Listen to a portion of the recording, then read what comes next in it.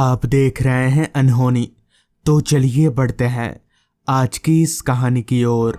बस किसी बैलगाड़ी से भी धीरे चल रही थी, कारण रास्ता इतना खराब था कि हर 5-10 सेकंड में झटके लग रहे थे, जैसे बस रोड पर ना चलकर किसी बीहड़ में चल रही हो।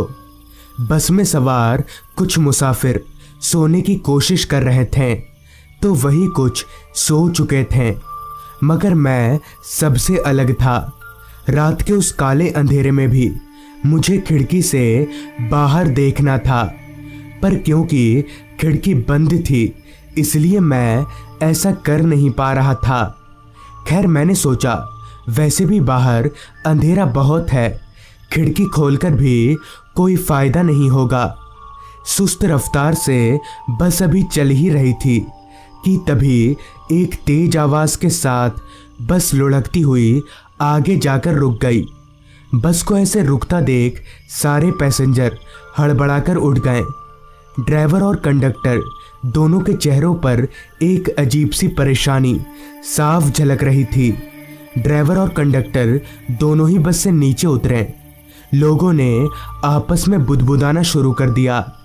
कुछ देर बाद कंडक्टर बस में आया और बोला, देखिए बस का एक्सेल टूट गया है, बहुत टाइम लगेगा बस खुलने में। कंडक्टर की बात सुनकर मुझे मानो एक झटका सा लगा, क्योंकि मेरी मंजिल यानी मुझे जहां उतरना था वो जगह अभी भी बहुत दूर थी। मुझे समझ नहीं आ रहा था कि अब क्या करूं।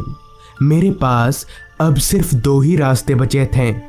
पहला कि मैं बस में बैठकर बस के ठीक होने का इंतज़ार करता, और दूसरा ये कि मैं बस से उतरकर कोई दूसरी गाड़ी ढूंढता। कुछ देर सोच विचार करने के बाद मैंने दूसरा वाला रास्ता ठीक समझा। बस से उतरकर मैंने जैसे ही ज़मीन पर पैर रखा तो मेरा पैर किसी खड्डे में पड़ गया। संतुलन बिगड़ने की वजह से मैं धड़ाम से घुटनों पर आ गया। खैर, मैं उठकर खड़ा हुआ और अपने कपड़ों को झाड़ते हुए इधर उधर देखने लगा, मगर मेरी बस के अलावा वहां और कोई गाड़ी दिख नहीं रही थी और ना ही कोई इंसान। मैंने सोचा थोड़ा आगे बढ़कर देखता हूँ, क्या पता शायद कोई मिल जाए। इसी उम्मीद को मन में लेकर मैं आगे बढ़े जा रहा था। इतना खराब रास्ता मैंने अपनी लाइफ में पहली बार देखा था। उस रास्ते पर किसी भी तरह की कोई स्ट्रीट लाइट नहीं थी। हालांकि मेरे पास टॉर्च था। दिमाग में टेंशन और मन में उम्मीद लिए अभी मैं आगे चल ही रहा था कि तभी रोड के किनारे मुझे एक ऑटो रिक्शा खड़ी दिखी। बड़ा पुराना सा ऑटो था। ढांचा नीचे से जंग लगकर सड़ चुका था। खैर, मैं उस ऑटो के पास गया तो देखा कि ड्राइविंग सीट पर कोई बैठा हुआ है, शायद ड्राइवर था। तभी मैंने उस आदमी से कहा, भैया श्यामगढ़ गांव चलोगे? इस पर वो ऑटो वाला बोला, नहीं साहब, उतनी दूर की सवारी नहीं लेता हूँ। तो मैंने बोला, ऐसा क्या कर रहे हो, थोड़ा ज़्यादा ले लेना, चलो। इस पर ऑटो वाला बोला, भाड़े की बात नहीं है साहब, बस से भी जाइएगा तो मोड़ पर ही उतार देगी बस, वहाँ से तो पैदल ही जाना होगा। मोड़ के बाद फिर जो रास्ता आता है ना वो बहुत ख़राब है। इस पर मैं बोला, ठीक है, फिर मोड़ तक ही छोड़ दो। इतना बोलकर मैंने रिक्शा में चढ़ने की कोशिश की, मगर पता नहीं क्यों मैं रिक्शा में चढ़ नहीं पाया। ऐसा महसूस हुआ कि मैं जिधर से रिक्शा में चढ़ने की कोशिश कर रहा था उधर कोई पहले से ही बैठा हुआ हो। तभी रिक्शा ड्राइवर ने कहा, इधर से नहीं साहब, उधर से बैठिए। लिहाजा मैं दूसरी ओर से रिक्शा में चढ़कर बैठ गया। ड्राइवर ने रिक्शा स्टार्ट किया और आगे बढ़ा लिया। वो टूटी फूटी रिक्शा इतना वाइब्रेट कर रही थी कि मैंने शाम को जो कुछ भी खाया था वो सारा कुछ पेट में इधर उधर हो रहा था। पर मैं करता भी क्या? कहते हैं ना, जब समय खराब चल रहा हो तब गधे को भी बाप बोलना पड़ता है। खैर मैं बाहर की ठंडी हवा का मजा ले ही रहा था कि तभी किसी के छींकने की आवाज़ से मेरा ध्यान टूटा। लेकिन ड्राइवर नहीं छींका था, क्योंकि मैं ठीक उसके पीछे ही बैठा था और उसे देख रहा था। इतने में ही कोई फिर से छींका, मगर इस बार मैंने उस आवाज़ को ध्यान से सुना। वो आवाज़ मेरे सामने से नहीं बल्कि बगल से आ रही थी। और उससे भी ज़्यादा हैरानी वाली बात तो ये थी कि मेरे बगल में कोई बैठा ही नहीं था। खैर मैंने इसे अपने मन का वहम मानकर बात को हवा में उड़ा दिया। रिक्शा इतनी धीरे चल रही थी कि कोई पैदल आदमी भी सिर्फ चलकर ही रिक्शा को पीछे कर दे। अगर ऐसे ही चलता रहा तो शायद मैं कल सुबह तक भी श्यामगढ़ गांव नहीं पहुंच पाऊंगा। थोड़ा खिसिया कर मैंने उस रिक्शा वाले से कहा, थोड़ा स्पीड बढ़ाओ यार। इस पर रिक्शा वाला बोला, नहीं साहब, वो भाई साहब गुस्सा करेंगे। तो मैं बोला, कौन भाई साहब, किसकी बात कर रहे हो तुम? इस पर रिक्शा वाला बोला, वही जो आपके बगल में बैठे हैं। उस माहौल में ये सुनकर एक पल को शायद कोई भी डर जाता, मगर मैं नहीं डरा। मैंने एक नज़र अपने बगल में देखा, लेकिन वहाँ कोई नहीं था। अपने बगल में किसी को भी ना पाकर मैंने ड्राइवर से कहा, कहाँ कोई है? मगर ड्राइवर ने कोई जवाब नहीं दिया। मुझे मन ही मन ये लगने लगा था कि ज़रूर ये रिक्शा वाला हल्के दिमाग का है और इस बात को आगे बढ़ाना ठीक नहीं होगा। रिक्शा में बैठे बैठे ही सीट पर लदकर मैं चुपचाप सोने की कोशिश करने लगा। अभी मैं सोने की कोशिश कर ही रहा था कि तभी मुझे ऐसा महसूस होने लगा जैसे कोई बार बार मेरे कान के पास आकर कुछ बोल रहा हो, मगर क्या ये समझ नहीं आ रहा था। मैंने आँख खोलकर देखा तो फिर वही, मेरे सिवा कोई नहीं था। मगर इतना सब महसूस करने के बाद भी इसे वहम मात्र का नाम देना मुझे ठीक नहीं लगा। तभी उस ड्राइवर ने ऑटो रोका और बोला, हाँ जी, उतर जाइए। मैंने आसपास देखा तो श्यामगढ़ गांव का मोड़ नहीं था। इस पर मैंने ऑटो वाले से कहा, ये तो श्यामगढ़ गांव का मोड़ नहीं है, यहाँ क्यों उतरूँ मैं? तब ऑटो वाले ने कहा, आपको नहीं, इन भाई साहब को बोल रहा हूँ, आप बैठिए। इस पर मैंने थोड़ा गुस्सा होते हुए उस ऑटो वाले से बोला, तुम पागल वागल हो क्या? दिमाग ठिकाने पर तो है? किसके लिए ऑटो रोका है? तुम बढ़ाओ ऑटो, बढ़ाओ, अभी बढ़ाओ, जल्दी। मेरे इतना बोलते ही ड्राइवर ने रिक्शा आगे बढ़ाया और मुझसे बोला, साहब ये आपने अच्छा नहीं किया, उन भाई साहब को आपने उतरने नहीं दिया, अब आपके साथ अच्छा नहीं होगा। तो मैंने बोला, हाँ ठीक है, मैं देख लूँगा तुम्हारे भाई साहब को। शायद मेरी ये बोलने की ही देरी थी कि तभी एक बर्फ से ठंडे हाथ ने पीछे से मेरा गर्दन पकड़ लिया। उस हाथ ने मेरा गर्दन इतनी जोर से पकड़ रखा था कि मैं अपना सिर 1 इंच भी इधर उधर नहीं कर पा रहा था। मगर इतना ठंडा हाथ आखिर है किसका? मैंने अपनी पैंट की जेब से बैटरी टॉर्च निकाला और जैसे ही टॉर्च ऑन करके अपने बगल की सीट पर मारा तो मेरे होश उड़ गए। मेरे पूरे शरीर में एक सिहरन सी दौड़ गई, क्योंकि मेरा गर्दन पकड़ने वाला शख्स मेरे बगल में ही बैठा हुआ था। मगर उससे भी अजीब बात तो ये थी कि मेरी टॉर्च की लाइट उस आदमी के शरीर पर टिकने के बजाय उसके शरीर को आर पार करके रोड पर जा रही थी। मैं उस आदमी से अपना गर्दन छुड़ाने की पूरी कोशिश कर रहा था, मगर मेरी शक्ति उस आदमी के पकड़ के सामने चींटी बराबर थी। मैं चाहकर भी कुछ नहीं कर पा रहा था। तभी ड्राइवर ने उस अनजान आदमी से कहा, भाई साहब छोड़ दीजिए ना, पहली बार है इसलिए शायद ऐसा होगा। ड्राइवर की बात सुनकर उस अनजान आदमी ने मुझे छोड़ दिया और पता नहीं मेरी आंखों के सामने से कहीं ओझल हो गया। मेरा गर्दन अभी भी दुख ही रहा था। इतने में ही उस ऑटो ड्राइवर ने बोला, देखा साहब, कहा था ना आपके साथ अच्छा नहीं होगा। तो इस पर मैंने बोला, पर वो था कौन और ऐसे गायब कैसे हो गया? तब ऑटो ड्राइवर ने बताया, साहब वो क्या है कि मेरी गाड़ी में जिंदा इंसान से ज़्यादा लाशें बैठती हैं। मतलब मैं हॉस्पिटल से या कहीं से भी लाश ले आने का काम करता हूँ, और उन्हीं लाशों की आत्मा रात में मेरी ऑटो में चढ़कर बैठ जाती है। ये तो अच्छा हुआ कि वो आत्मा उतनी जिद्दी नहीं थी, वरना आज आपकी लाश भी मुझे श्यामगढ़ गांव पहुंचानी पड़ती। खैर छोड़िए, अब सब ठीक है। फिर मैंने उस आदमी का आभार जताते हुए उसका नाम पूछा तो उसने अपना नाम संजीत बताया। कुछ ही देर में मेरा गांव आ गया। मैंने संजीत को पैसे दिए और सीधे उस मोड़ से अपने घर चलकर गया। घर वाले मुझे देखकर काफ़ी खुश हुए, जिसके साथ ही पापा ने पूछा, पर बेटा तू मोड़ से यहाँ पैदल आ गया और तुझे इतना वक्त क्यों लगा? जिस पर मैंने पापा को बस खराब होने से लेकर यहाँ किस हालत में पहुँचा सब कुछ खुलकर बता दिया। तो सारी बात सुनकर पापा ने कहा, क्या संजीत? एक संजीत तो हमारे गांव का था, बेचारा लाश ढोता था अपनी ऑटो में।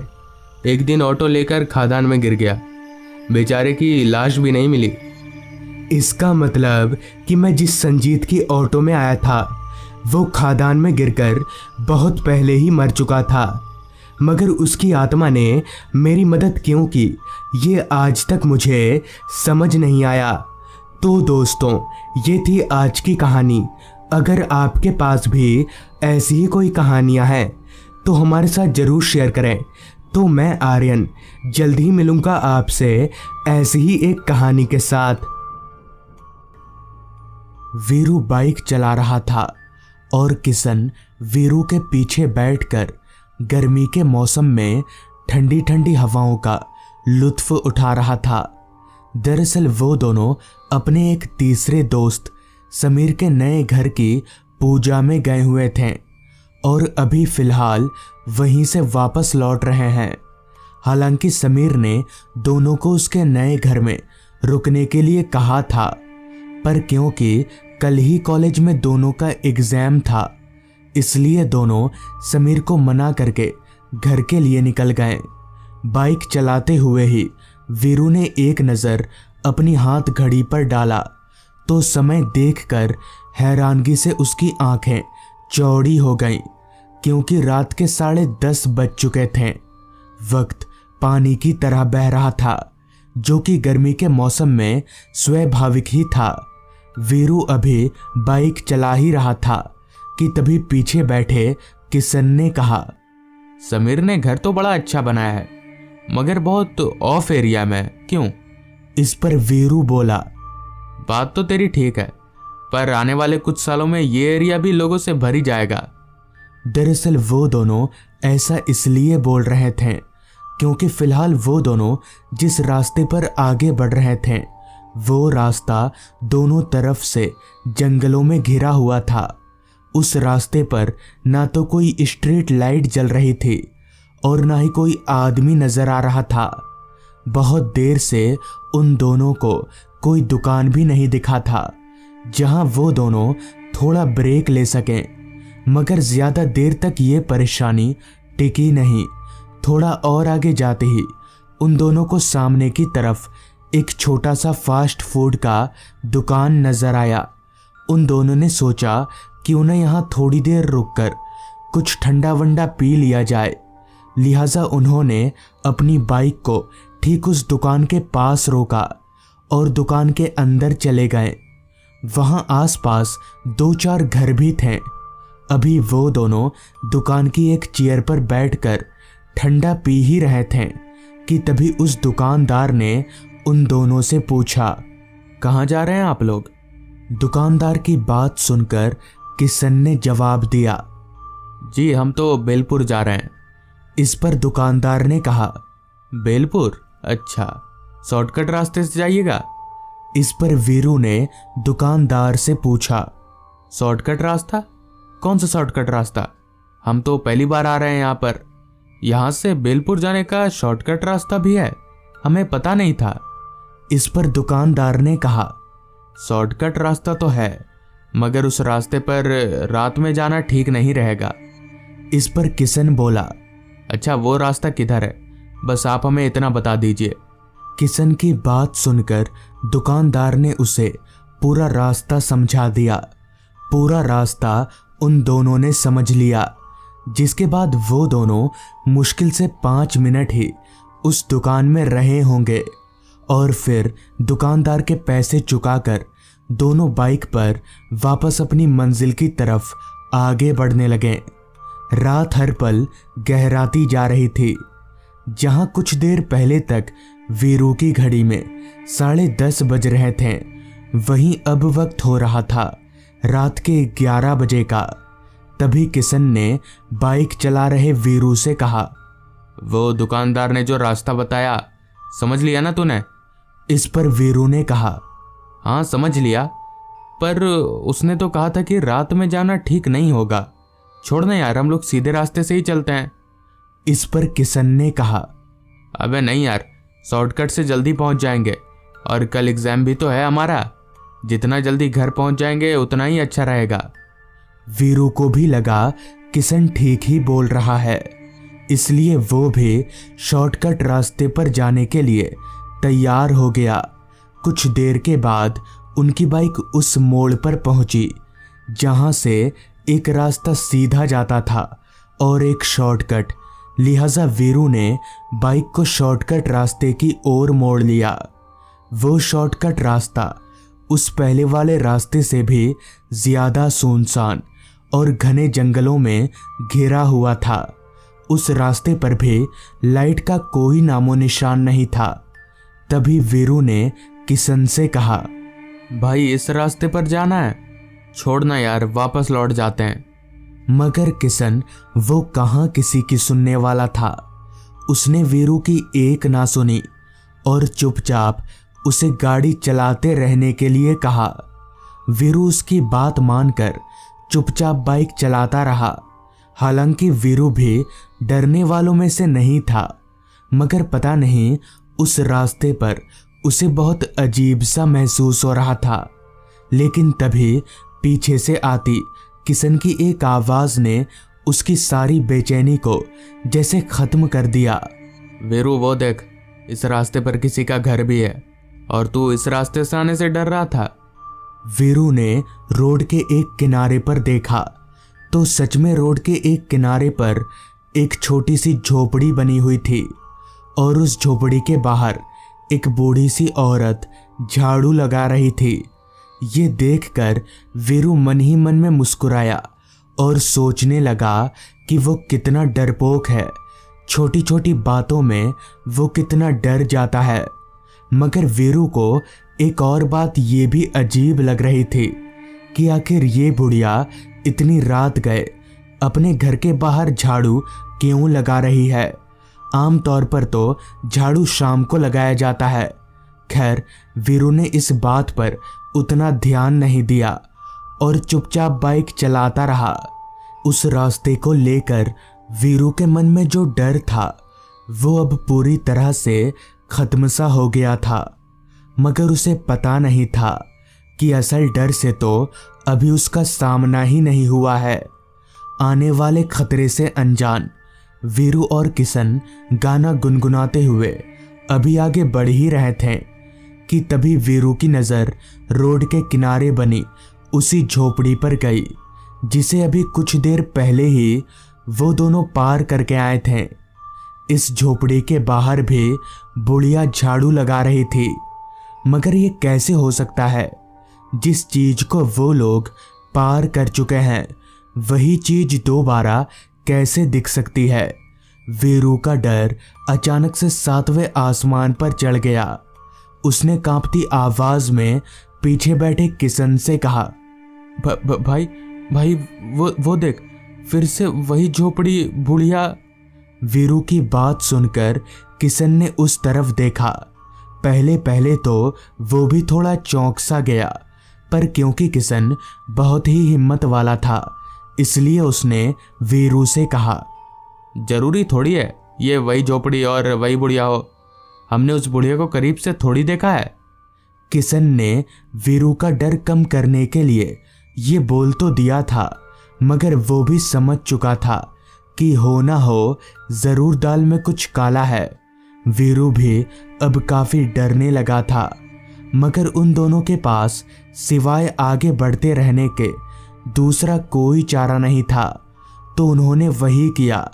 उस झोपड़ी को पार करके वो लोग जैसे ही थोड़ा आगे बढ़े कि तभी रास्ते के एक किनारे पर उन्हें तीसरी बार वही झोपड़ी और वही बुढ़िया नजर आई। अब तो वीरू की सिट्टी बिट्टी गुल हो चुकी थी, मगर किशन वो अभी भी अपनी हिम्मत बांधे हुए था। उसने वीरू को बोलकर बाइक को उस झोपड़ी के पास रुकवाया और फिर वीरू से कहा, जरा अपनी हाथ घड़ी देना तो। वीरू इतना डरा हुआ था कि उसने बिना किसी सवाल जवाब के उसे अपनी हाथ घड़ी पकड़ा दी। किशन ने वीरू के हाथ से घड़ी लिया और उस घड़ी को उस झोपड़ी के पास जमीन पर फेंक दिया और वीरू से आगे चलने के लिए कहा। वीरू को बड़ा अजीब लग रहा था कि आखिर ये किशन तो कर क्या रहा है, मगर उसके पास किशन की बात मानने के अलावा दूसरा कोई चारा नहीं था। इसलिए उसने बाइक को आगे बढ़ा लिया। वहां से कुछ आगे जाते ही उन दोनों को फिर से वही झोपड़ी और वही बुढ़िया नजर आई। उस झोपड़ी के पास ही में वीरू की घड़ी जमीन पर पड़ी हुई थी। वीरू ने अपनी घड़ी के पास बाइक रोका और बाइक से नीचे उतरकर किशन घड़ी को देखने लगा। किशन ने जब घड़ी को हाथों से उठाकर वक्त देखा तो रात के 12:05 हो रहे थे। मगर अजीब बात तो ये थी कि जब उसने घड़ी को जमीन पर फेंका था तब भी वक्त 12:05 का ही हो रहा था। किशन समझ गया कि वो लोग छलावे के जाल में फंस चुके हैं और अब उनका वहां से निकल पाना बहुत मुश्किल है। तभी किशन ने वीरू से कहा, देख तू डर मत, बस तू बाइक चलाते रहना, मैं जब तक बाइक रोकने के लिए ना कहूं तू बाइक मत रोकना। चूंकि किशन एक पंडित का लड़का था तो वीरू का इस पर विश्वास करना बनता भी था, जिस वजह से वीरू ने बाइक चलाना शुरू कर दिया। वीरू ने जैसे ही बाइक चलाना शुरू किया तभी किशन ने अपने शर्ट के ऊपर वाले जेब से भभूत की पुड़िया निकाली और भभूत को रास्ते पर थोड़ा थोड़ा छिड़कते हुए मन ही मन कुछ बड़बड़ाने लगा। पता नहीं वो क्या बड़बड़ा रहा था, मगर जैसे जैसे वो बोल रहा था वीरू को उस रास्ते से बाहर निकलने का रास्ता साफ नजर आ रहा था और कुछ ही देर में वो दोनों उस रास्ते से बाहर निकल गए। और इस तरह से उस रात किशन की समझदारी के चलते दोनों की जान बच गई। मगर वो रास्ता कहते हैं कि उस पर अभी भी छलावों का राज है और रात में उस रास्ते पर कोई नहीं जाता। तो दोस्तों, ये थी आज की कहानी। अगर आपको ये कहानी पसंद आई हो तो चैनल को ज़रूर सब्सक्राइब कर लें। तो मैं आपका दोस्त आर्यन जल्द ही मिलूंगा आपसे ऐसी ही एक कहानी के साथ।